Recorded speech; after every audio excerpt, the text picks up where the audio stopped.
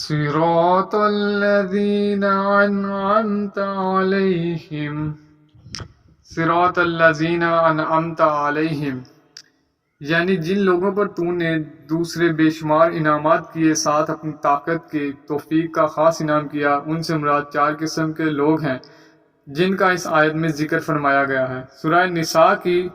69 number آیت ہے، اور جو کوئی اللہ اور رسول کی فرما برداری کرے تو یہ ان لوگوں کے ساتھ ہوں گے جن پر اللہ نے انعام کیا، نبیوں اور صدیقوں اور شہداء اور صالحین میں سے ہے۔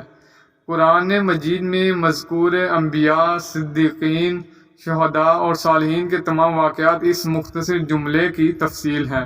غیر المغضوب علیہم ولا الضالین، قرآن مجید میں المغضوب علیہم یہود کو کہا گیا ہے، چنانچہ اس کا تذکرہ کرتے ہوئے فرمایا وَضُرِبَتْ عَلَيْهِمُ الذِّلَّةُ وَالْمَسْكَنَةُ وَبَاءُوا بِغَضَبٍ مِّنَ اللَّهِ، سورہ بقرہ کی 61 نمبر آیت ہے، اور ان پر ذلت اور محتاجی مسلط کر دی گئی اور وہ اللہ کی طرف سے بھاری غضب لے کر لوٹے، اور فرمایا آیت نمبر سورہ بقرہ کے آیت نمبر 90 میں پس وہ غضب پر غضب لے کر لوٹے، اور فرمایا المائدہ کی آیت نمبر 60 میں کہہ دے کیا میں تمہیں اللہ کے نزدیک جزا کے اعتبار سے اس سے زیادہ برے لوگ بتاؤں، وہ جن پر اللہ نے لعنت کی اور جن پر وہ غصے ہوا، اور جن میں سے اس نے بندر اور خنزیر بنا دیے، اور جنہوں نے طاغوت کی عبادت کی، یہ لوگ درجے میں سب سے برے اور سیدھے اس راستے سے زیادہ بھٹکے ہوئے ہیں۔ اور ضالین نصارہ کو کہا گیا ہے، چنانچہ المائدہ کی آیت نمبر 77 میں کہا ہے اور اس قوم کی خواہشوں کے پیچھے مت چلو جو اس سے پہلے گمراہ ہو چکے، اور انہوں نے بہت سوں کو گمراہ کیا اور سیدھے راستے سے بھٹک گئے۔ اس آیت سے پہلے مسلسل نصارہ کا ذکر آ رہا ہے۔ رسول اللہ صلی اللہ علیہ وآلہ وسلم نے بھی المغضوب علیہم اور ولاضالین کی یہی تفسیر فرمائی ہے۔ چنانچہ عدی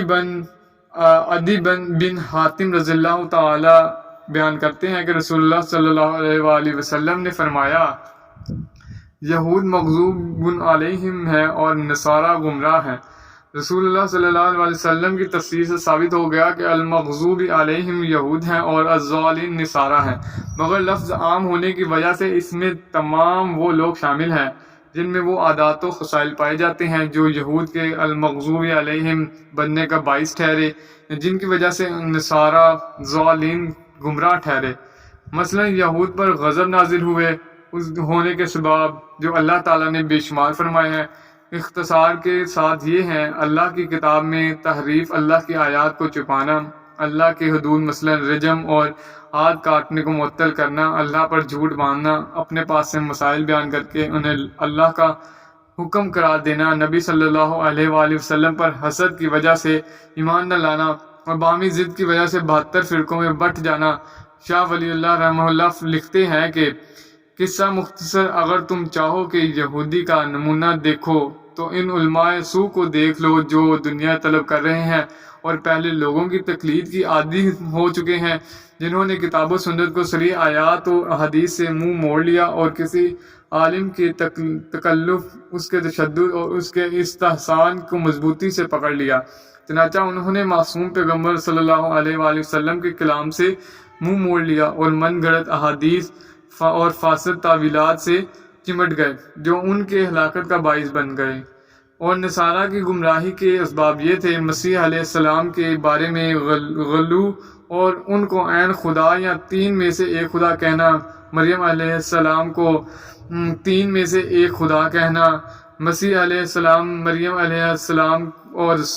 صلیب کی پوجا کرنا، قبروں کو مسجدیں بنانا،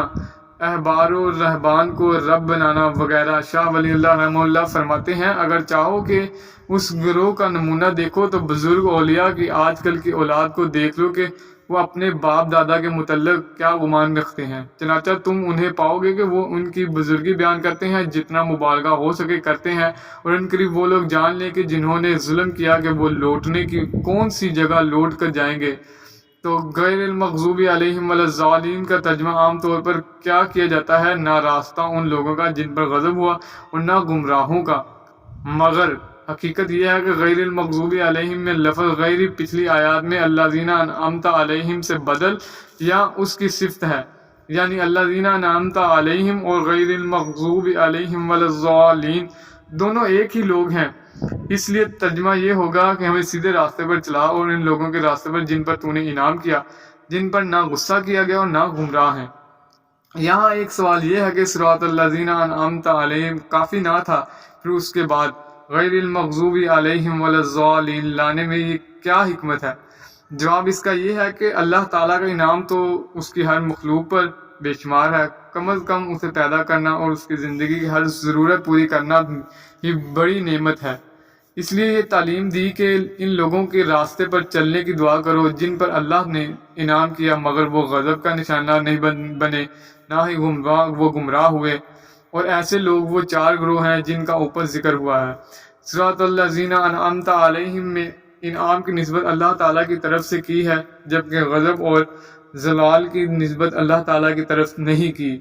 اس میں اللہ تعالیٰ کے ادب کی تعلیم ہے کہ اگرچہ خیر و شر دونوں کا خالق وہ ہے، مگر شر کی نسبت اس کی طرف نہیں کی جاتی کیونکہ اس کا ہر فعل خیر ہی خیر ہے۔ حذیفہ بن یمان رضی اللہ تعالیٰ عنہ ان کی تفسیر میں رسول اللہ صلی اللہ علیہ وسلم سے روایت کرتے ہیں کہ قیامت کے دن جب سب لوگ ایک میدان میں کھڑے ہوں گے تو رسول اللہ صلی اللہ علیہ وسلم اللہ تعالیٰ کو پکاریں گے۔ بنی اسرائیل میں آیت نمبر 300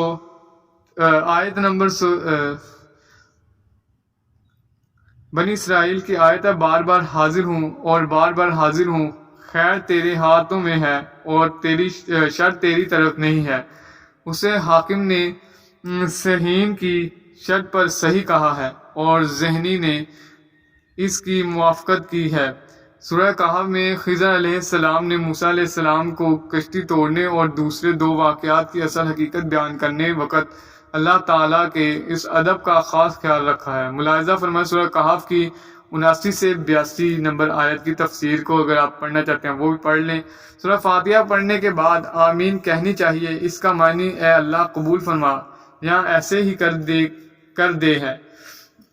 یہ لفظ قرآن مجید کا حصہ نہیں، اس کی دلیل یہ ہے کہ اسے قرآن مجید کے ساتھ نہیں لکھا گیا۔ امام کے غیر المغضوب علیہم ولا الضالین کہنے پر امام اور مقتدی دونوں کو آمین کہنی چاہیے۔ مقتدی کو امام کی آمین کے ساتھ آمین کہنی چاہیے۔ اس کے متعلق چند احادیث درج کی جاتی ہیں۔ ابو ہریرہ رضی اللہ تعالیٰ عنہ بیان کرتے ہیں کہ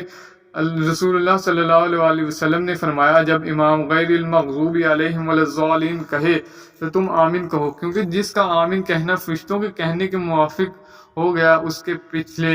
گناہ معاف کر دیے جائیں گے۔ ابو ہریرہ رضی اللہ تعالیٰ عنہ ہی سے روایت ہے کہ رسول اللہ صلی اللہ علیہ وسلم نے فرمایا، جب امام آمین کہے تو آمین کہو، کیونکہ جس کا آمین کہنا فرشتوں کے آمین کے ساتھ موافق ہو گیا تو اس کے پہلے گناہ معاف کر دیے جائیں گے۔ کہیں تو آمین کہو،